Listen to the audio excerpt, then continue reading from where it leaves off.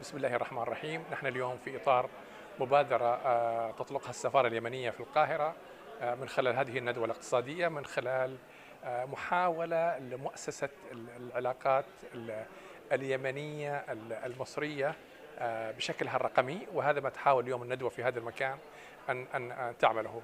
الندوة هذه سوف تأخذ وقتها بعدد من الخبراء كانوا على المنصة أو من الحاضرين، عدد من رجال الأعمال اليمنيين والمصريين، والسعي في محاولة إبراز الأرقام الاقتصادية اللي تعكس العلاقة بين اليمن ومصر.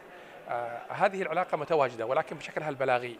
نحن من خلال هذه الندوة اليوم نحاول أن نرقمن أو نجعلها في إطار عددي، بحيث نعرف مستوى الميزان التجاري بين اليمن ومصر، كيفية التعاطي مع هذا الرقم وتطويره، وكذلك حتى رسم خارطة الطريق لليوم التالي ومشاركة المصرية في إعادة الإعمار في اليمن. كل هذه الأشياء سوف تحاول تركز عليها هذه الندوة، وكيف نستطيع أن نخرج بمخرجات عملية تستطيع أن تطور العلاقات الدبلوماسية الاقتصادية بين الجمهورية اليمنية وجمهورية مصر العربية.